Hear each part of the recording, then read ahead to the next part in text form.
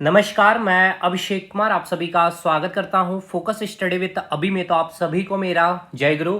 तो जैसा कि हम लोगों ने एनटीपीसी के 2019 की जो वैकेंसी थी, जो पेपर आपका 2020 में कंडक्ट कराया गया था, जो कई सारे फेज में हुए थे, फेज 1, फेज 2, फेज 3, इस प्रकार से आपका एग्जामिनेशन कंडक्ट कराया गया था। तो सबसे पहले हम लोग फेज 1 स्टार्ट किए हैं, जिसका 28/12/2020 का कंप्लीट हम लोगों ने जीके के 40 सवाल देख चुके हैं।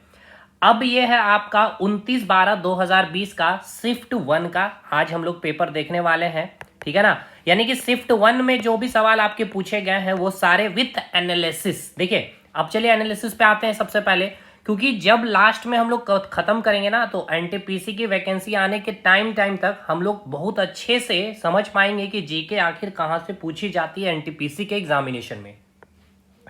तो एनालिसिस की बात करेंगे तो 40 सवाल जो जीके थे, जो जीके के पूछे गए थे 29/12/2020 के शिफ्ट 1 में, जहां कंप्यूटर से 4 सवाल पूछा गया था, ठीक है।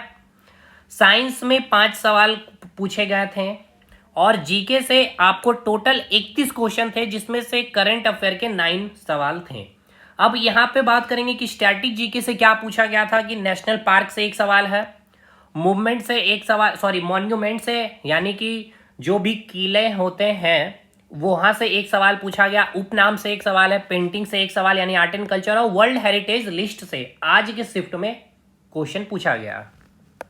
तो क्लियर हो गया। एनालिसिस जीके से सवाल कहाँ है, तो कंप्यूटर से 4 सवाल आपके हैं, साइंस से 5 क्वेश्चन है और जीके से 31 सवाल है। जीके में 31 में 9 सवाल करंट अफेयर के हैं, यानी कि कितने बचे, 22 से 23 सवाल आपका जीके का पोर्शन से पूछा गया है, जिसमें स्टैटिक जीके से आपका 3, 4, 5 से 6 सवाल आपके स्टैटिक जीके से पूछे गए हैं। बाकी रेस्ट 15 से 17 सवाल आपके हिस्ट्री, पॉलिटी, ज्योग्राफी और इकोनॉमिक्स से पूछा गया। चलिए मैं आपको दिखा भी देता हूं यहाँ पे। चलिए भाई, सबसे पहले आपको पहला जो सवाल आपको पूछा गया था एग्जामिनेशन में, what kind of tax is, मतलब कि आपसे जीएसटी के बारे में पूछा गया था कि किस टाइप का ये आपका टैक्स है, इनडायरेक्ट है या डायरेक्ट। आप सभी को पता होना चाहिए ये आपका एक इनडायरेक्ट टैक्स है जीएसटी का।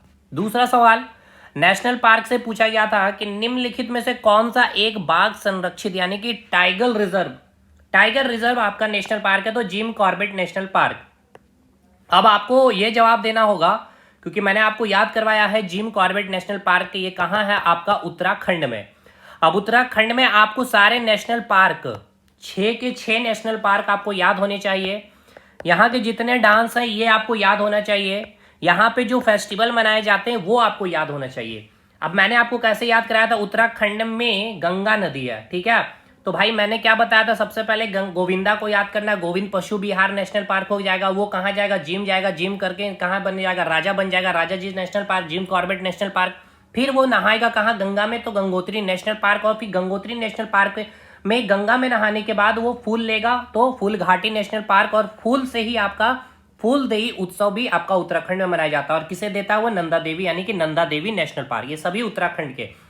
तो स्टैटिक जीके का जो क्लास है आप जरूर हमारा फॉलो करिएगा। अगला सवाल आपसे पूछा गया था, देखिए ये वो सवाल है जो आपको एग्जामिनेशन में नहीं बनने वाले थे। 1857 के विद्रोह के दौरान भारत में ब्रिटिश महिलाओं को समर्पित एक पेंटिंग इन मेमोरियम किसने बनाई थी, यानी ये पेंटिंग के बारे में पूछा जा रहा है। 1857 के विद्रोह के दौरान भारत में ब्रिटिश महिलाओं को समर्पित जो पेंटिंग बनाई गई थी इन मेमोरियम किसने बनाई थी, तो ये जोसेफ नोएल पैटन, ठीक है ना, जोसेफ नोएल पैटन ने बनाया था। तो ये देखिए मैंने ग्रीन कलर से इसलिए स्टार मार्क दिया कि ये सवाल आप स्किप कर सकते हैं एग्जाम में। अगला सवाल था आपका कि भारत सरकार की जो कौशल विकास कार्यक्रम है उसका क्या नाम है, तो प्रधानमंत्री कौशल विकास योजना है। अगला सवाल है शेख मोइनुद्दीन चिश्ती की दरगाह, ये मॉन्यूमेंट जो मैंने कहा था जो किले वगैरह हैं आपके, वो कहाँ स्थित है, तो अजमेर में स्थित है। साइंस के बायोलॉजी सेक्शन में पूछा गया था कि सार्वभौमिक प्राप्तकर्ता जो ब्लड ग्रुप है वो कौन सा है, तो AB+ है। ये सब चीजें बहुत ही आसान सवाल है आपका। पूछा गया था कि on which date is the constitution day of India celebrated, यानी बहुत ही आसान। देखिए फेज 1 में जब आप जीके साइंस का क्वेश्चन देखेंगे ना बहुत इजी, लेकिन जब फेज 2 में चले जाएंगे ना सर, तो आपको स्टैंडर्ड अच्छा लगेगा करंट अफेयर का भी। नेत्र लेंस की जो अत्यधिक वक्रता या टेढ़ापन जो आपको लगता है ये कौन से डिजीज में लगता है, तो निकट दृष्टि दोष में। भारत में स्थानीय सरकार की शुरुआत किस वायसराय ने की थी, लॉर्ड रिपन ने की थी, यानी कि या आपका लोकल गवर्नमेंट से आपका क्वेश्चन है, पंचायती राज से। किस प्रसिद्ध लेखिका ने माधवी कुट्टी उपनाम का इस्तेमाल किया? ये उपनाम का सवाल है। कमला दास का उपनाम जो है माधवी कुट्टी इस्तेमाल किया था इन्होंने, किया गया है इनके लिए। भारत की सबसे ऊंची चोटी जो है आपका कंचनजंगा है। केमिकल फार्मूला पूछा गया है वाटर का, सॉरी लाइम वाटर का, ठीक है ना। केमिकल फार्मूला आपसे पूछा गया लाइम वाटर का, तो इसका सही उत्तर हो जाएगा CaOH का होल टाइस। रॉबर्ट कुक ने किसकी खोज की? कोशिका की खोज की है। कांग्रेस ने किस अधिवेशन में स्वराज की प्राप्ति का आह्वान किया था? 1906 में। HTTP का फुल फॉर्म, कंप्यूटर में आ जाइए, hyper text transfer protocol. INC का गठन किसने किया है? ओ ह्यूम ने किया है। पित्त जो है किसके द्वारा यानी कि सिक्रीट किया जाता है या स्रावित किया जाता है? यकृत के द्वारा। थुम्बा को डैश की उपस्थिति के कारण, यानी कि थुम्बा जहां से रॉकेट लॉन्चिंग किया जाता है, तो वहां से क्यों वहां से रॉकेट लॉन्चिंग किया जाता है? तो देखिए आपको मैंने बताया भी था ज्योग्राफी में, सॉरी साइंस एंड टेक्नोलॉजी में, कि वहां से जो उस इक्वेटर की जो दूरी है यानी कि विषुवत रेखा की जो दूरी है क्या होती है? काफी पास होती है, इसी कारण। तो इसका सही उत्तर होगा इक्वेटर। अच्छा, लिबर्टी, इक्वलिटी और फ्रेटर्निटी, ये हमने किस देश से लिए हैं अपने संविधान में? तो ये हमने संविधान से लिए हैं। किससे? तो फ्रांस देश से लिए हैं। वर्ल्ड हेरिटेज लिस्ट से आपका सवाल है। यूनेस्को के द्वारा जो सांची का स्तूप जो मध्य प्रदेश में स्थित है, इनको धरोहर यानी विश्व धरोहर स्थल कब घोषित किया गया था? 1989 में। भारत की पहली सुपर फास्ट ट्रेन का नाम क्या है? डक्कन क्वीन है। भारत का पहला सुपर कंप्यूटर कौन सा है? तो परम 8000 होगा। चंद्रयान 2 को लॉन्च करने के लिए किस लॉन्च यान का उपयोग किया गया था? वेरी वेरी इंपॉर्टेंट है। GSLV Mk3 M1।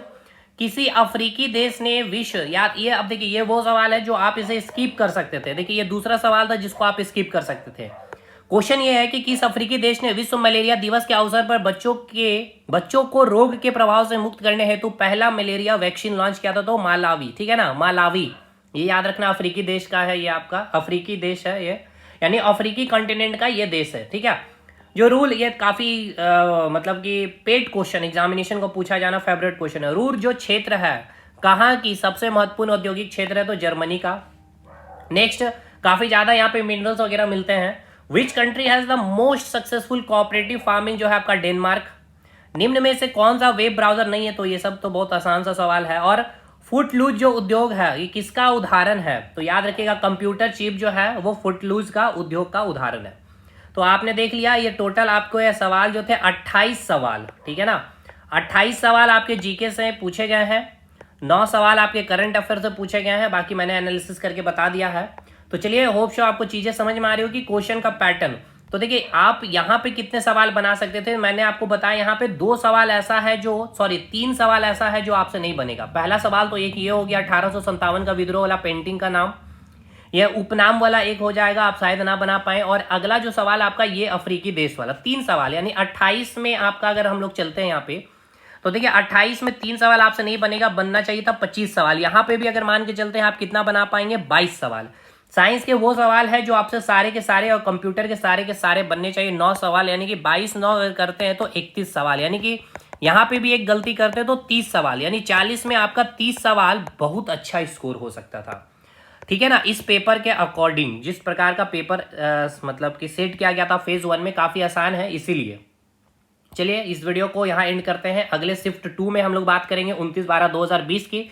सारे शिफ्ट वाइज चीजों का एनालिसिस आप लोग करिएगा अच्छे से, मैं करके दे ही रहा हूं, तो बाकी आपका काम काफी आसान हो जाएगा। तो जरूर वीडियो देखिएगा और वीडियो को लाइक जरूर करिएगा, अपने दोस्तों तक शेयर भी करिएगा। मिलता है अगले वीडियो में, तब तक के लिए धन्यवाद।